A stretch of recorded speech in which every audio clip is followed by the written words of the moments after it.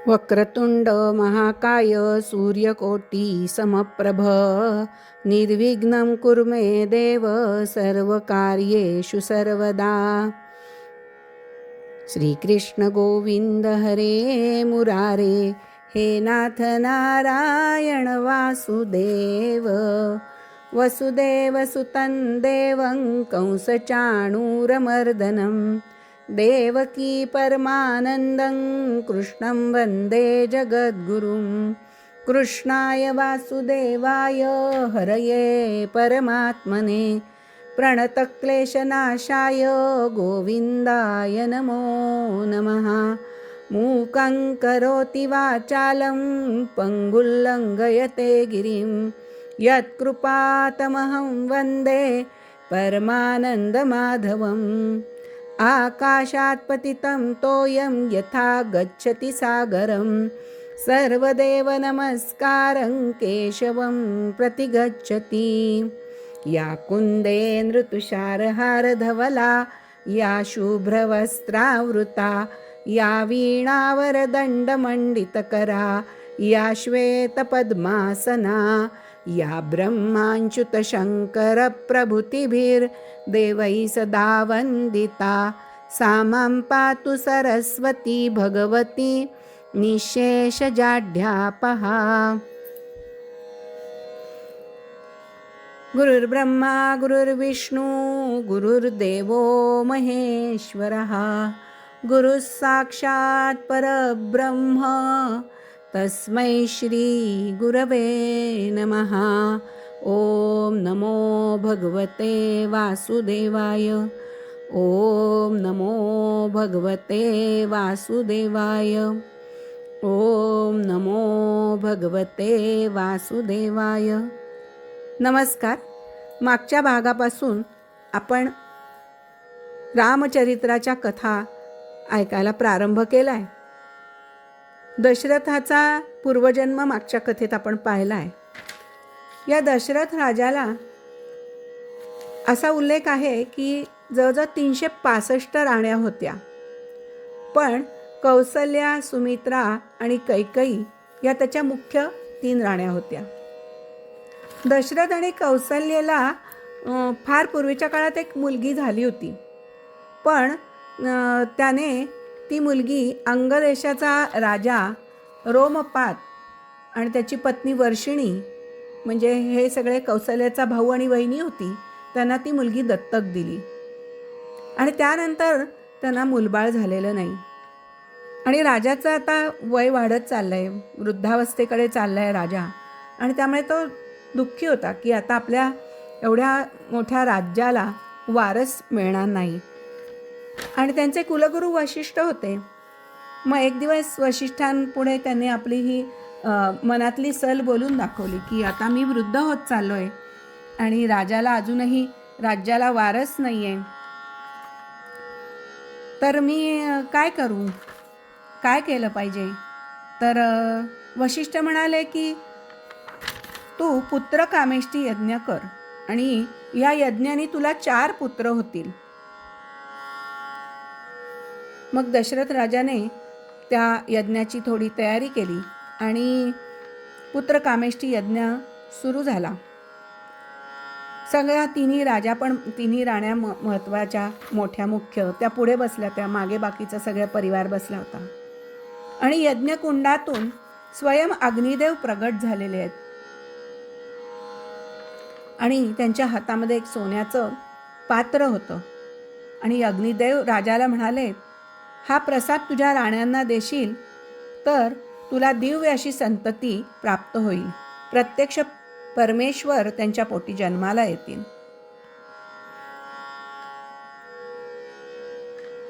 मग वशिष्ठांनी राजाला सांगितलं की यातला अर्धा भाग तू कौसल्याला दे आणि उरलेला भाग प्रसाद कैकेयी आणि सुमित्रा यांना वाटून दे. त्याप्रमाणे राजाने हातात ते घेतलं पात्र. कैकेयीला कौसल्याला दिलं, कैकेयी आणि सुमित्रेला दिलं. पण कैकेयीला काहीतरी राग आला आणि मला प्रसादच शेवटी मिळाला असं झालं. आणि मग तिने दशरथाचा अपमान केला आणि तो प्रसाद उचलून बाहेर फेकला. आता तो प्रसाद एका घारीने उचलून नेला आणि ती एका पर्वताच्या शिखरावर आली. तिथे अंजनी देवी तपश्चर्या करीत होती आणि मग तिने तो प्रसाद तिच्या ह्याच्यात घातला ओटीत आणि तो अंजनीने प्रसाद ग्रहण केला आणि तिच्या पोटी हनुमंत पुढे जन्माला आलेत. आता कैकेयीला इकडे प्रसाद आपल्याला मिळाला नाही याचा पश्चातापाने दुःख व्हायला लागलं. कौसल्य मोठी उदार होती. तिने आपल्या प्रसादातला काही भाग कैकेयीला दिला.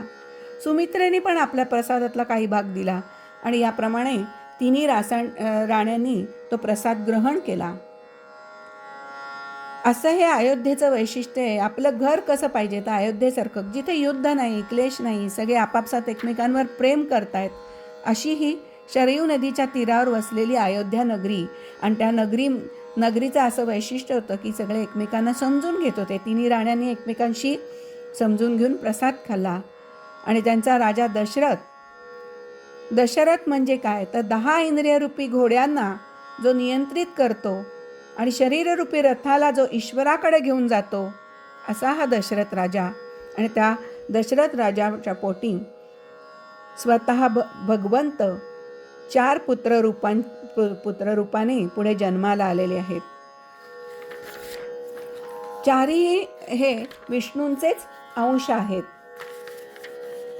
चैत्र शुद्ध नवमीला दुपारी 12 वाजता कौसल्याच्या पोटी प्रत्यक्ष विष्णूंनी जन्म घेतलाय. त्यावेळेला कौसल्या ईश्वराच्या ध्यानात अतिशय मग्न झाली होती. तिचं नामस्मरण चालू होतं, मंगल नामाचा जप चालला होता. आणि त्याच वेळेला कौसल्याला प्रसूती वेदना झाल्या आणि तिच्या पोटी प्रत्यक्ष भगवंत जन्माला आलेले आहेत. कैकेयीच्या पोटी भरत जन्माला आलाय आणि सुमित्रेच्या पोटी लक्ष्मण आणि शत्रुघ्न असं जुळं तिला झालेलं आहे. जन्माला येण्यापूर्वी अतिशय शुभ चिन्ह दिसत आहेत, शुभ शकून घडत आहेत राजवाड्यामध्ये काही ना काही. आणि लोकांना कळतंय की आता नक्कीच काहीतरी आनंदाची वार्ता येणार. आणि ज्या वेळेला कौसल्याला पुत्ररत्न झालं त्यावेळेला आकाशातून देवांनी आणि गंधर्वांनी पुष्पवृष्टी केली आहे. सगळ्यांना आनंद झाला आहे. प्रत्यक्ष भगवंतांचा अवतार झाला आहे.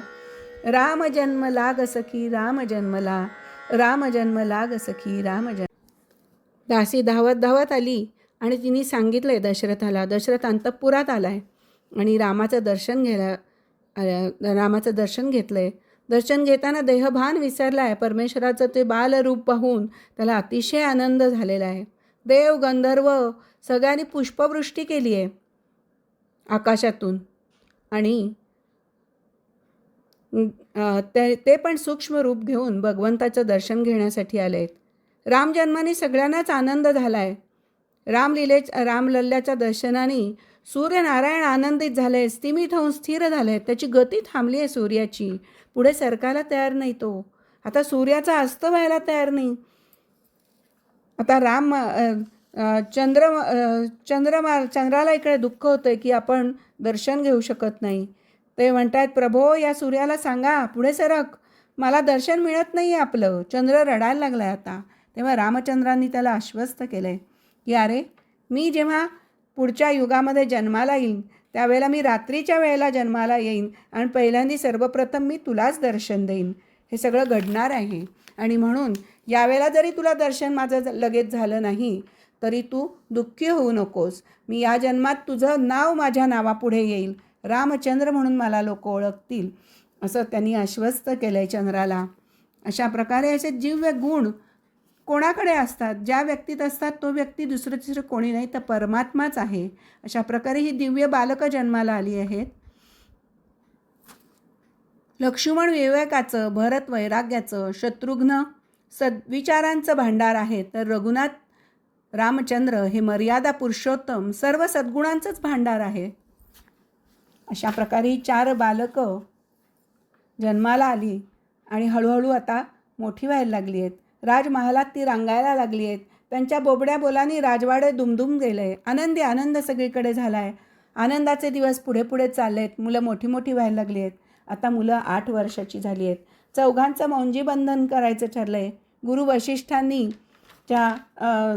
साक्षीनी त्या चौघांचंही व्रतबंध झालं आहे, मौंजी बंधन पार पडलं आहे. अतिशय थाटामाटात तो सोहळा पार पडल्यानंतर आता ही 4ही बालकं गुरुगृही राहण्यासाठी आणि ज्ञानार्जन करण्यासाठी वशिष्ठांच्या घरी आलेली आहेत. विष्णूचेच अंश असलेले हे पुत्र त्यांनी अल्पकाळातच सर्व विद्या ग्रहण केल्यात आणि ते आता परत अयोध्येला आलेली आहेत. दशरथ राजाने आता त्यांना देशाटनासाठी पाठवलं आहे. राज्याचा आपला किती व्याप मोठा आहे, कुठपर्यंत आपलं राज्य पसरलेलं आहे ते पहा. राज्यामध्ये लोक कसे राहतात, त्यांचं जीवनमान कसं आहे, त्याची जवळनं तुम्हाला माहिती होईल. आणि म्हणून त्यांनी 4ही बालकांना आता देशाटनासाठी पाठवलं आहे. देशाटन करून परत आल्यानंतर इकडे रामचंद्र त्याच अतिशय दुःखी दिसत आहेत. त्यांच्या चेहऱ्यावरची उदासीनता सगळ्यांना जाणवते. एक प्रकारचं वैराग्य त्यांच्या चेहऱ्यावर आहे. सगळीकडचे दारिद्र्य, दुःख, लोकांच्या वाट्याला आलेले भोग बघून त्यांना अतिशय वाईट वाटतं आहे. आणि मग इतकं जर दुःख भोगायचं असेल तर मनुष्य जन्मच कशाला, असे त्यांच्या मनामध्ये विचार येत आहेत. त्यावेळेला त्यांचे गुरु वशिष्ठ यांनी हे सगळं बघितलं आणि मग वशिष्ठांनी रामाला उपदेश केला आहे. हा रामाला केलेला उपदेश योग वशिष्ठ म्हणून ग्रंथ प्रसिद्ध झालेला आहे. पुढे याच्या पहिल्या प्रकरणामध्ये वैराग्यासंबंधीची संपूर्ण त्यांनी ज्ञान दिलेलं आहे. हे प्रकरण आहे, हे सगळ्यांनी वाचावं असंच आहे. यामध्ये वशिष्ठ म्हणतायत, वैराग्याला आतच ठेवा आणि प्रारब्धाचे भोग भोगून संपवा. ते भोगताना नवं प्रारब्ध उत्पन्न होणार नाही याची दक्षता घेतली पाहिजे. वनात गेलो तरी हा संसार सोबत येतोच. संसार बाधक नाही रे, पण घरातील वस्तूंची आसक्ती मात्र बाधक आहे. अशा प्रकारे वशिष्ठांनी त्याला उपदेश केलेला आहे. आणि पुढे त्यांचा मार्गक्रमण चालू आहे. आता राज्य कारभाराचं प्रशिक्षण घेण्यासाठी मुलं दशरथाच्या राजदरबारात यायला लागली आहेत. 4ही राजकुमारांना राज्यकारभाराचं ज्ञान मिळावं, त्यांना समजावं कसा राज्यकारभार करावा, म्हणून ते दरबारात बसायला लागले. याच दरम्यानमध्ये एकदा विश्वामित्र ऋषी राजाकडे आलेत अयोध्येला. आणि 3ही राण्यांनी, दशरथ राजांनी त्यांची पूजा केली आहे, त्यांना नमस्कार केला आहे, वंदन केलं आहे आणि विचारलं आहे की ऋषीवर आपण आज इकडे कसे काय आलात, माझ्याकडे काय काम आहे, मी काय मदत करू शकतो आपली, सांगा मला. त्यावेळेला विश्वामित्र म्हणाले, अरे तुझे हे 2 सुकुमार आहेत, राम आणि लक्ष्मण, यांना माझ्याबरोबर पाठव. मी जो यज्ञ करतो त्या यज्ञामध्ये राक्षस लोक विघ्न आणत आहेत.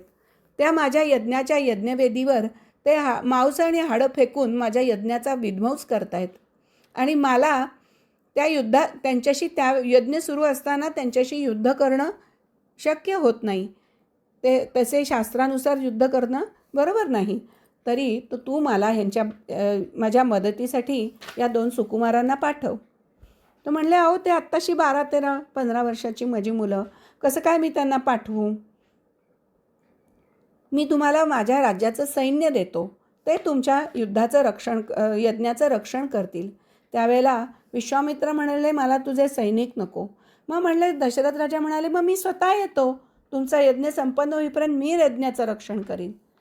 त्यावेळेला विश्वामित्रांनी वशिष्ठांकडे बघितले. वशिष्ठ ऋषी म्हणाले की राजा, तू असा आग्रह करू नकोस.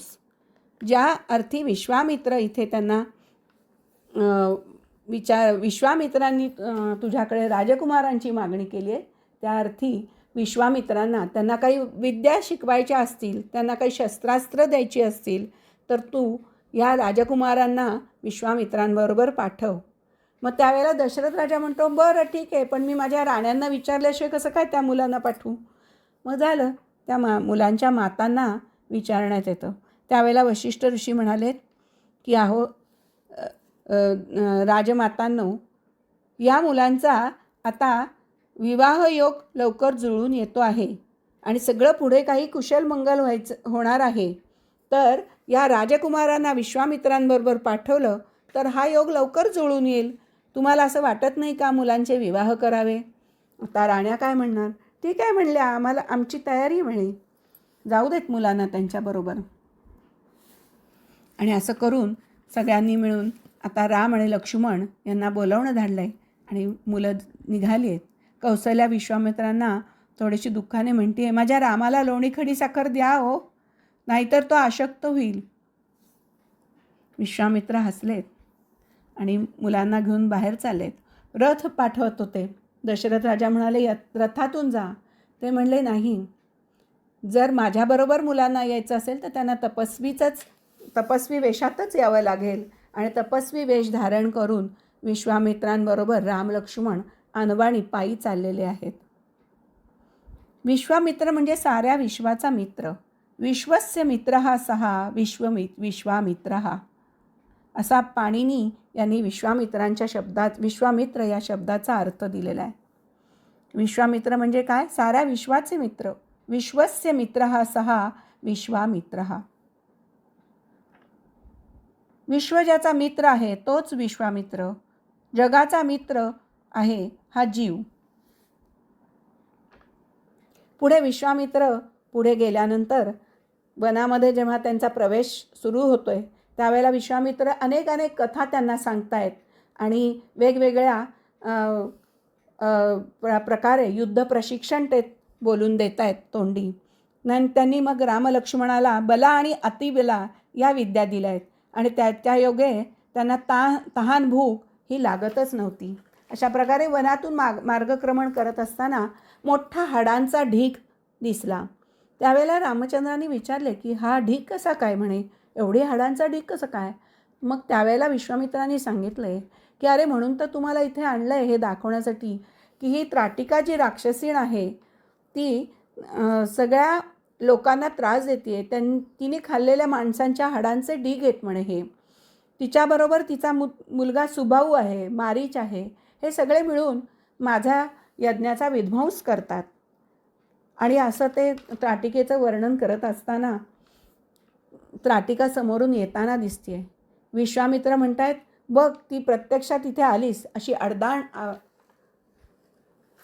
अशी रांगडी मोठी भव्य प्रचंड शरीर असलेली महाकाय अशी त्राटिका समोर येताना दिसत आहे.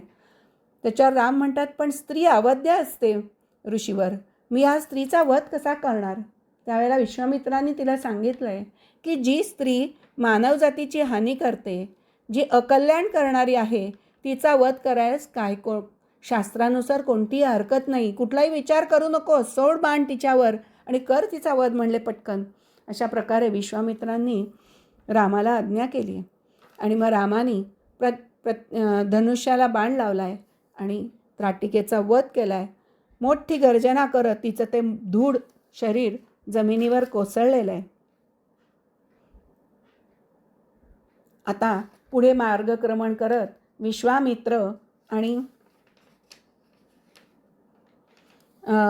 विश्वामित्र जनकपुरीजवळच्या त्यांच्या सिद्धाश्रमामध्ये आलेले आहेत. विश्वामित्रांनी त्या दोन्ही सुकुमारांना आत्तापर्यंत येण्याच्या प्रवासामध्ये बऱ्याच कथा, शस्त्रास्त्र, त्यांच्याजवळ होत्या त्या सगळ्या विद्या, मंत्र, तंत्र, सगळे अस्त्र त्यांना दिलेले आहेत आणि यज्ञाची आता त्यांनी करायला सुरुवात केली, यज्ञाची तयारी केली. त्यावेळेला मग रामाने विचारले की कोणत्या दिशेने जास्त राक्षस येतात ते आम्हाला सांगा, म्हणजे त्या दिशेकडे आम्ही जास्त करून पहारा देऊ तिथे. त्यावेळेला मग विश्वामित्रांनी सांगितले, ते म्हणाले अरे दक्षिणेकडून जास्त राक्षस येत आहेत. मग त्यावेळेला राम आणि लक्ष्मण दोघंजणं असे फेऱ्या मारतात यज्ञाच्या बरोबर आणि यज्ञाचा आरंभ झालेला आहे. आणि संपूर्ण यज्ञ होईस्तवर राम आणि लक्ष्मण उभे राहिलेत आणि यज्ञाचं रक्षण करतायत. विशाल यज्ञमंडप तयार केलेला आहे आणि धनुष्यबाण हातात घेऊन यज्ञाचं रक्षण ते दोघं करतायत.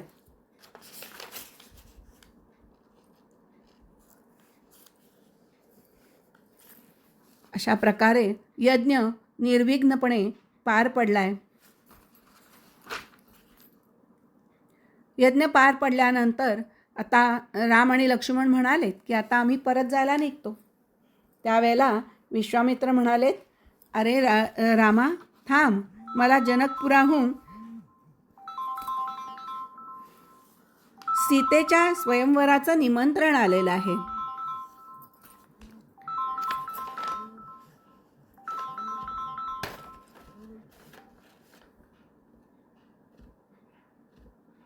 तर मी आता तुम्हाला दोघांना त्या जनकपुरीला घेऊन जाते आणि आपण तिथे त्याला मी एक शिवधनुष्य दाखवतो. तिथे सीतेचं स्वयंवर ठेवलेलं आहे. मोठमोठे राजे येत आहेत आणि शिवधनुष्य उचलण्याचा प्रयत्न करत आहेत, पण आत्तापर्यंत कोणीही त्यात यशस्वी झालेलं नाही आहे. मग ही सीता कोण, मग तिचा जन्म कसा झाला, मग ती कुठे सापडली जनक राजाला, अशा प्रकारे तिची सर्व कथा ते जाता जाता वाटेत विश्वामित्र सांगतायत. जनकपुरीला जाता जाता मार्गामध्ये एक शिळा त्यांना दिसतीये. आता विश्वामित्र म्हणतायत की रामा, या शिळेला तू स्पर्श करावायचा आहेस. राम म्हणतो की कोण कशासाठी करायचं आहे. मग तेव्हा विश्वामित्र सांगतायत तू ह्या शिळारूपी अहिल्याचा उद्धार कर. मग ते म्हणतात मी परस्त्रीला पाय लावू. तर त्यावेळेला विश्वामित्र म्हणतायत तू तिला प्रणाम करण्याने तिचा उद्धार होणार नाहीये, तुला पदस्पर्शच करायला पाहिजे. आणि मग रामांनी पाय उचलल्याबरोबर रामांच्या पायाची धूळ उडालेली आहे आणि ती त्या शिळेवर जाऊन पडली आहे आणि रामचरणांच्या धुळीने त्या अहिल्याचा उद्धार झाला. अहिल्या प्रगट झाली आहे तिथे. अहिल्या म्हणजे बुद्धी. अहिल्या बुद्धी रामाच्या चरणरजाने शुद्ध झाली, सचेतन झाली आणि अहिल्याने रामाची प्रार्थना केली. माझ्या पतीने शाप दिला हे एका दृष्टीने ठीकच झालं, कारण त्यामुळे तरी मला आपलं दर्शन झालं. अहिल्या तिथे प्रगट झाल्यावर त्याचवेळी गौतम ऋषीसुद्धा तिथे आलेत आणि रामाला म्हणालेत, रामा, तू आज माझ्या पत्नीचा उद्धार केलास. मी तुला आशीर्वाद देतो की तुझा सुद्धा एका गुणवंत कन्येशी लवकरच विवाह होईल. अशा प्रकारे विश्वामित्र आता रामलक्ष्मणाला घेऊन जनकाच्या राजसभेत आलेत. जनक राजा म्हणतोय की हे ऋषिकुमार कोण आहेत, हे तर राजकुमारांसारखे दिसत आहेत. त्यांनी विचारलं हे राजकुमार आहेत का ऋषिकुमार आहे. विश्वामित्र म्हणाले आपण तर महाज्ञानी आहात. या जनक राजाचं दुसरं नाव विदेही असं आहे, म्हणजे जो देहधारी असून देहाच्या धर्मापासून मुक्त आहे तो विदेही, जीवन मुक्त असे आहेत. या जनक राजाने शुक्राचार्यांना उपदेश केलेला आहे. माता राजा जनकानी त्राटक मुद्रा लावून राम लक्ष्मणांकडे निरखून पाहिलं आणि त्यांच्या लक्षात आलं की हे भगवंतांचे अवतार आहेत. त्यांचं माझं मन त्यांच्याकडे आकर्षित झालंय, म्हणजे हे ईश्वराशिवाय कोणीही नाही, हे ईश्वराचेच अवतार आहेत. जनकांनी रामाला ओळखलं. ते म्हणाले वेद ज्याचं वर्णन नेती नेती म्हणून करतात, शंकर ज्याचं निरंतर चिंतन करतं, ते हे साक्षात परब्रह्मच आहेत. जनकाने ओळखलंय. जनकाला अतिशय आनंद झालाय आणि मग जिथे शिवधनुष्य ठेवलेलं होतं ती जागा दाखवायला ते घेऊन गेलेत रामाला. रामानी आणि लक्ष्मणानी दोघांनी ते पाहिलंय. त्यांना सांगितलंय की हे शिवधनुष्य जो कोणी उचलेल, पेलेल आणि त्याला प्रत्यंचा लावेल, त्याच्याशी माझी मुलगी जानकी हिचा विवाह करण्याचं मी ठरवलंय. आत्तापर्यंत अनेक राजे येऊन गेले, पण कोणालाच हे शिवधनुष्य साधं हलवता सुद्धा आलेलं नाहीये. विश्वामित्रांनी रामाकडे पाहिलं आणि त्यांना खुणेनी सांगितलं, रामा बघ तू शिवधनुष्य. रामाने नमस्कार केलाय, शिवधनुष्याला केलाय, गुरूंना वंदन केलंय आणि शिवधनुष्य उभं केलं आणि त्याला प्रत्यंचा लावणार तेवढ्यात कडकडाट झालाय आणि शिवधनुष्यच भंगलंय आणि खाली पडलंय. जनका राजाला मोठं कौतुक वाटलंय, त्याला आनंद झालाय, त्याचा आनंद गगनात वावत नाहीये. आता तो म्हणाला, माझी मुलगी सीता हिचा विवाह मी आता आपल्याबरोबर करून देईन. त्यावेळेला राम म्हणाला की मला माझ्या आईवडिलांची संमती घ्यायला हवी. मला माझ्या अयोध्येला जाऊन विचारावं लागेल. आणि माझे अजून 3 भाऊ आहेत, त्यांची पण लग्न माझ्याबरोबरच झाली पाहिजेत. त्यावेळेला जनक राजा म्हणाला, एवढंच ना, आपण तुमच्या मातापितांना इकडेच बोलवून घेऊया आणि काही काळजी करू नका म्हणले. सीतेला एक बहीण आहे आणि माझ्या भावाला 2 मुली आहेत. या सगळ्या मी आपल्या भावांना, 3 भावांशी त्यांचे विवाह करून देईन. आणि मग पुढे जनक राजांनी दशरथाकडे निरोप पाठवलाय आणि दशरथ राजा वशिष्ठ गुरूंना घेऊन आपल्या राण्यांसह जनकपुरीला आलेले आहेत, मिथिलेला आलेले आहेत. आणि मग तिथे त्या 4ही भावांचे मार्गशीर्ष पंचमीच्या मुहूर्तावर नारदांनी हा विवाहाचा मुहूर्त काढून दिला आहे. आणि मार्गशीर्ष पंचमीच्या गोरज मुहूर्तावर त्यांचं लग्न झालेलं आहे, 4ही राजपुत्रांचं. आणि सगळीकडे आनंद झालेला आहे. अतिशय उत्तम रीतीने विवाह सोहळा पार पडलेला आहे. आणि आता सगळे परत आपल्या गावी परत निघालेले आहेत.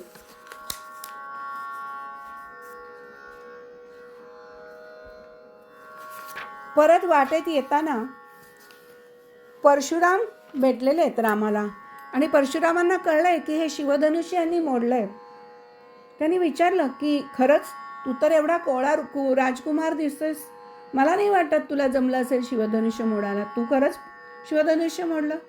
तर म्हणे, मला मोडायचं नव्हतं, पण मी प्रत्यंच्या लावायला घेतलं आणि ते मोडलं.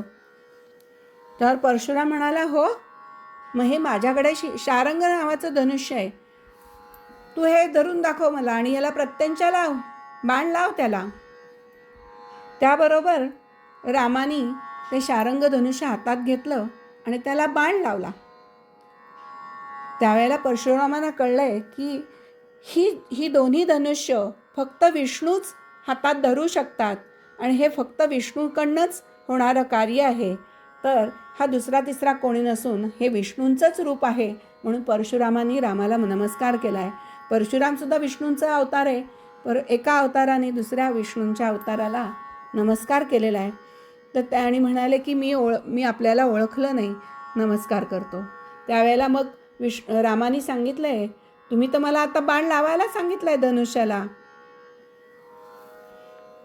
आता हा बाण मी कुठे सोडू?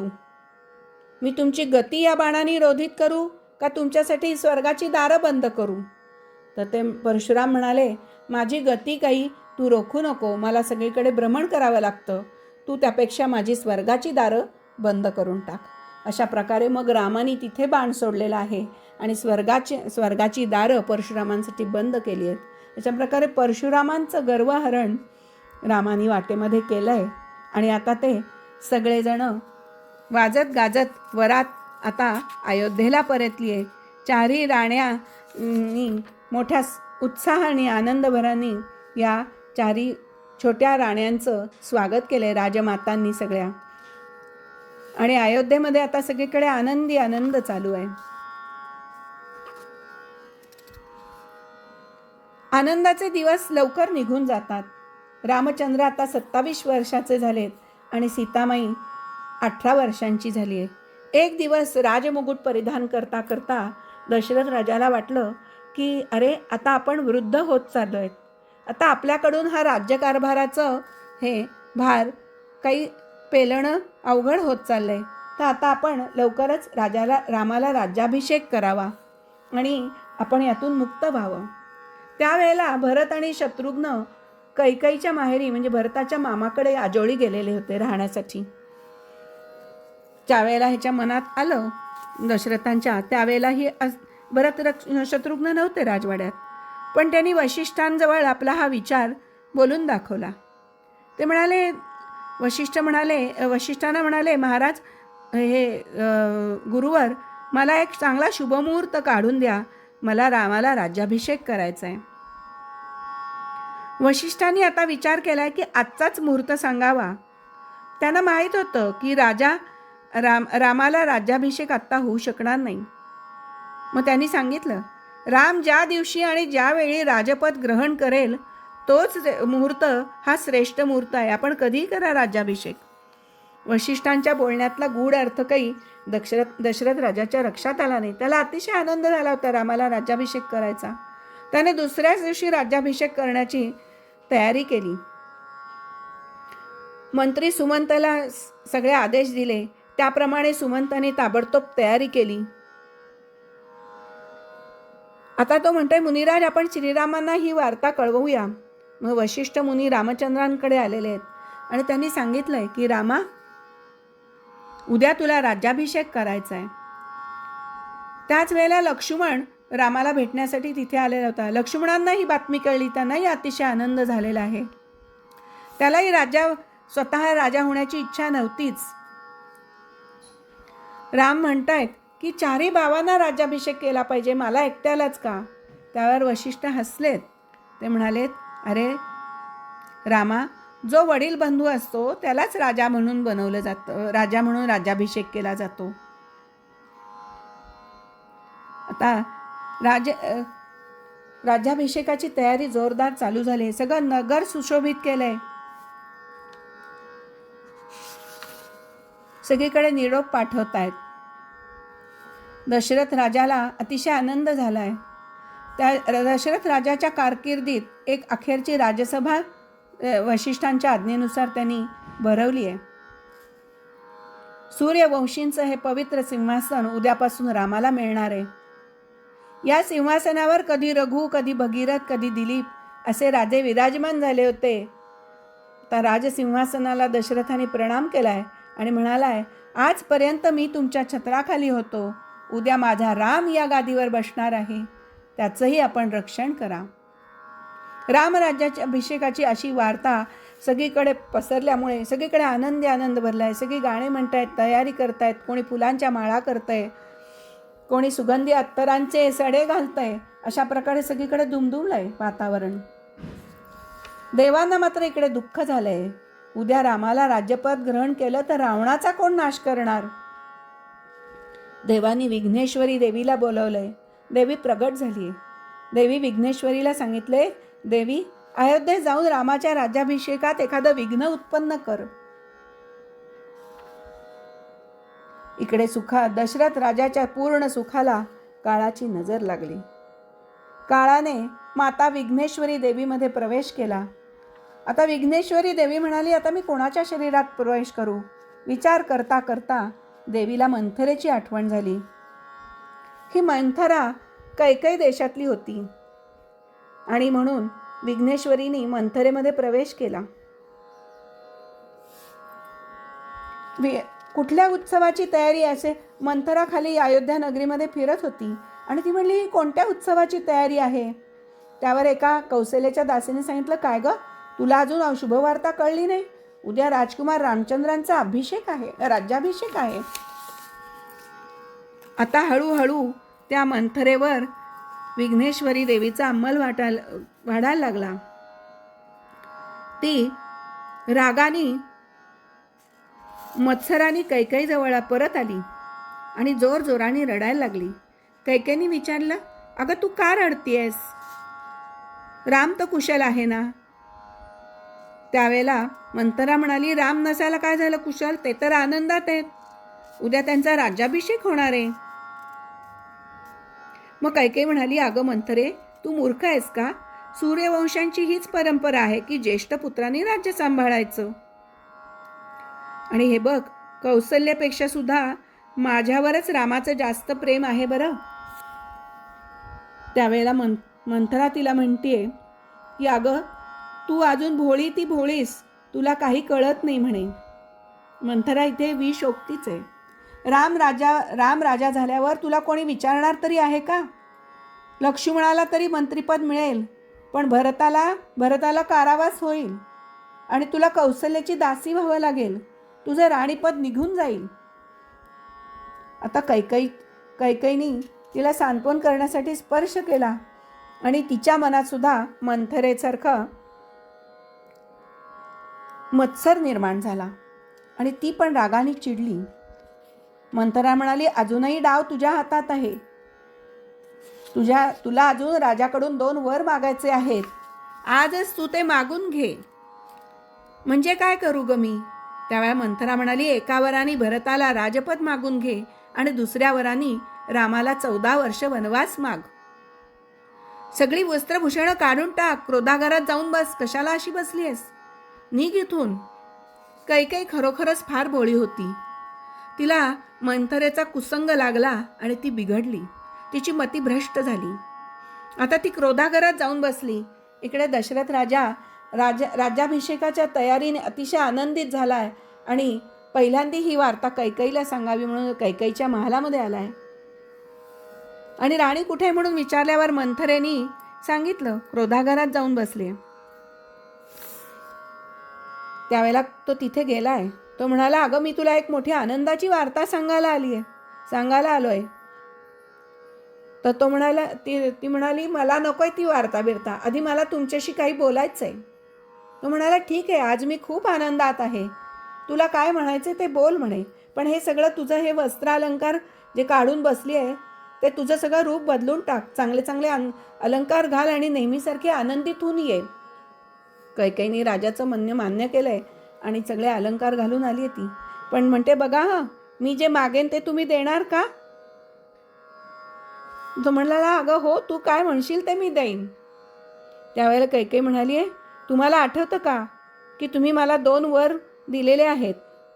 मला आत्ताच ते 2 वर हवेत. तो म्हणला, अगं 2 काय, 4 वर माग. तू जे मागशील ते मी द्यायला तयार आहे. कैकेयी म्हणते, पण आपण नकार दिला तर? त्यावेळेला दशरथ म्हणालाय, रघुकुल रीत सदा चली आई, प्राण जाय पर वचन न जाई. मी एकदा वचन दिलं ते कधीच खोटं होणार नाही. आता मात्र कैकेयीने सांगितलंय, माझा पहिला वर असा असेल की भरताला राज्याभिषेक करावा. दशरथ म्हणाला, ठीक आहे, तुझी इच्छा भरताला राज्याभिषेक आहे, दुसरे आपण त्याला राज्याभिषेक करू. पण म्हणली, आधी ऐका, माझा दुसरा वर काय आहे तो. रामाला 14 वर्ष वनवासात पाठवायचं. आता मात्र ते ऐकून राजाला अतिशय धक्का बसला. तो मूर्छित होऊन खाली पडला. कैकेयी म्हणाली, मी म्हणलं होतं ना की तुम्हाला हे माझे वर देणं जमणार नाही. आता राम तिच्या पुढे काही बोलूच शकला नाही. सीताराम सीताराम रामामध्ये रामाचा नुसता जप चाललाय. तो म्हणतोय, कैकेयी तू काय मागितलंस? तू भरताला राज्याभिषेक मागितलास, ठीक आहे, पण माझ्या रामाला वनात का पाठवतेस? त्याने तुझा कोणता अपराध केलाय? माझ्या रामाला माझ्यापासून दृष्टीआड करू नकोस. मी रामाशिवाय जगू शकत नाही. मी त्याच्याशिवाय क्षणभरही सुद्धा जगू शकणार नाही ग कैकेयी. तू अशी निष्ठुर होऊ नकोस. तू माझं म्हणणं ऐक, आपण भरताला राज्याभिषेक करू, पण रामाला तू तिकडे जाऊ देऊ नकोस. पण कैकेयी म्हणाली, तुम्ही मला आता कबूल केलंय. आता दशरथ राजा तिच्या महालातून उठूही शकत नव्हता. इतका दुःखाने तो खाली कोसळलेला होता. कैकेयीने सुमंतांना बोलवून घेतलंय आणि सांगितलंय की दशरथ राजांनी रामाला निरोप पाठवायला सांगितलंय. सुमंत रामाजवळ गेलेत. दुसऱ्या पहाटेची वेळ आहे. पहाट झाली तोपर्यंत रात्रभर हे सगळं झाल्यानंतर दशरथ राजा रात्रभर कैकेयीच्या महालामध्ये दुःखाने कोसळलेला आहे. पहाटेच्या वेळी राज्याभिषेकाची तयारी करायची म्हणून सुमंत आलेले आहेत कैकेयीच्या महालात की राजाला सांगा तयारी झाली सगळी. त्यावेळेला कैकेयी म्हणाली की तुम्ही रामाला इकडे बोलवणं पाठवा. सुमंत रामाजवळ गेलेत. राम स्वतःचं स्नान करून तयार झालेले आहेत आणि म्हणालेत, सुमंत आलेत, म्हणले, रामा पिताजी कैकेयीच्या महालात आहेत आणि आपली आठवण काढतायत. आता राम आलेत कैकेयीच्या महालात. त्यांनी दशरथांची अवस्था पाहिली. ती म्हणली, काय झालं? ते विचारतायत, माते माझ्या तातांना काय झालंय? ते असे का दुःखी दिसत आहेत? त्यावेळेस कैकेयी म्हणाली, अरे काय सांगू, मी त्यांच्याकडे 2 वर मागितल्यापासून ते असे दुःखी झाले आहेत. पण ते माझ्या वचनामध्ये आता बद्ध आहेत, त्यांना ते वचन पाळावंच लागेल. रामाचे बोलणं ऐकून दशरथाने थोडे डोळे उघडले आणि घट्ट मिठी मारली आहे दशरथांनी आणि डोळ्यातून अश्रुधारा वाहत आहेत. रामा, मला सोडून कुठे जाऊ नको रे, रामा मला सोडून जाऊ नको. रामाने पित्याला धीर दिलाय. आपण धर्मधुरंधर आहात, तुम्ही असा धीर गमवू नका. त्यावेळेला कैकेयीने सांगितलंय की भरताला राज्याभिषेक आणि 14 वर्ष तुला वनात राहावं लागणार आहे. त्यावेळेला राम म्हणतोय, पिताश्री, 14 वर्षांचा काळ तर लगेच निघून जाईल. मी परत आपल्याला भेटीला येईन आणि मी पुन्हा तुमच्या जवळच राहीन बरं. आणि मला अत्यंत आनंद होतोय, माझा भाऊ भरत राजा होणार आहे. आता रामाने कौशल्याच्या महालातून तो निघालाय आणि आपल्या कैकेयीच्या महालातून बाहेर गेलाय आणि कौशल्याला सांगायला गेलाय. कौशल्या आनंदाने बेभान झालेली होती. तिने पटकन पहिल्यांदा रामाची दृष्ट काढली. चांगलं झालं रे, आता आज तुला राज्याभिषेक होणार, मला तुझी नजर काढायची होती. आता वशिष्ठ मुनी तुला राजचिडा लावतील. रामाचा चेहरा थोडा उतरलेला होता. राम गंभीरपणे आईला म्हणतायत, आई, तातांनी मला वनामध्ये जायला सांगितले 14 वर्षाकरता आणि भरत आता अयोध्येचा राजा होणार आहे. कौशल्याला कळलं. तिला अतिशय दुःख झालंय. बाणासारखे तिच्या हृदयामध्ये ते शब्द पोचले, वनवास वनवास वनवास. ती म्हणाली, अरे भरत राजा होऊ दे, पण तुला वनवास का? तू वनात गेल्यावर तुझ्या वडिलांची काय अवस्था होईल याची कल्पना आहे का? तिने आपला शोक आवरलाय. माझा पतिव्रता धर्म तुला वनात जायची अनुमती देत नाही रे बाळा, पण मी आता काय करू? तेवढ्या वेळात कौशल्याच्या महालामध्ये सीता येऊन पोचली आहे. तिने सासूला प्रणाम केलाय. ते दोघं दुःखीत बघून तिने विचारलंय, काय झालं? रामाने सगळी घटना आता सीतेला सांगितली आहे. कौशल्या रामाला म्हणाली, बाळा, ही केवळ तुझी कुलवधूच नाही तर साक्षात लक्ष्मी आहे. तुला वनात जायचंय तर तू जाऊ शकतोस. ही सीता माझ्याजवळ राहील आणि मी माझ्या जशा पापण्या डोळ्यांचं रक्षण करतात तसं मी सीतेचं रक्षण करीन. तेव्हा राम म्हणाले सीतेला, सीते, तू घरी राहिलीस तर मातेला प्रसन्नता मिळेल आणि तू सासू सासऱ्यांची सेवा करशील. तेव्हा सीतेने धैर्याने विचारलंय, आपण म्हणतात ते सगळं ठीक आहे, पण स्त्रीचा एकमेव आधार तिचा पतीच असतो. जेथे राघव तेथे सीता. मी तुमच्याशिवाय राहू शकत नाही. त्यावेळेला ते म्हणाले, अगं, तुला तिथे राहणं कष्टमय होईल जीवन. तेव्हा ती म्हणते की नाही, तुम्ही जिथे असाल तिथे मला स्वर्गच मिळणार आहे राहायला. त्यामुळे माझी काळजी करू नका. तुम्ही जिथे जाणार तिथे मी येणार. आता तिने हट्ट धरलेला आहे. मग रामचंद्राने विचार केला की हिला जर मी इथे ठेवून गेलो तर हिने कदाचित प्राणत्याग करेल. ते म्हणाले, त्यापेक्षा हिला मी माझ्याबरोबरच वनात घेऊन जाईन. असं म्हणून आता सीता निघाली आहे. इतक्यात तिथे लक्ष्मण आलेला आहे. लक्ष्मणाला तोपर्यंत ही सगळी बातमी कळलेली होती. आता लक्ष्मण म्हणालाय की मी आपल्या दोघांची सेवा करण्यासाठी आपल्याबरोबर येणार आहे. माझे पिताही आपणच आहात. तुम्ही जर मला सोडून गेलात तर मी कोणाला शरण जाऊ? माझा त्याग करू नका. पाण्याशिवाय मासा एक वेळ जगू शकेन, पण मी आपल्याशिवाय जगू शकणार नाही. रामांनाही याची जाणीव होती. म्हणून ते लक्ष्मणाला म्हणाले, लक्ष्मण, तू माता सुमित्रेची अनुमती घेऊन ये. लक्ष्मणाने आईला सर्व सविस्तर कथन केलं. सुमित्रा म्हणाली, कैकेयी, तू तर अयोध्याच उजाड केलीस. लक्ष्मणा, गच्छतात यथा सुखम. केवळ तुलाच आपल्या सेवेचा लाभ देण्यासाठी राम वनात जात आहेत. अनन्य भावाने तू राम आणि सीतेची सेवा कर. अशा प्रकारे आता राम आणि लक्ष्मण वनामध्ये निघालेले आहेत आणि कैकेयीने त्यांना वल्कलं आणून दिलेली आहेत. राजवस्त्र काढायला सांगितली आहेत. आणि वल्कल धारण करून आता ते निघालेले आहेत. अयोध्यावासी सगळे दुःखसागरात बुडालेले आहेत आणि त्यांनी आपल्याबरोबर येऊ नये म्हणून रामाने रात्रीची वेळ बाहेर पडण्याची ठरवली आहे. आणि सुमंत त्यांच्याबरोबर आलेत. त्यांना रथामधून शृंगेरपुराजवळ त्यांना आणून सोडलेलं आहे. शृंगेरपूर राजाला रामाच्या आगमनाची वार्ता कळलेली आहे. राजा गुह्यक तिथे आला आणि त्यांनी रामाचं स्वागत केलेलं आहे. आता सुमंत एकटाच परत गेलेला आहे.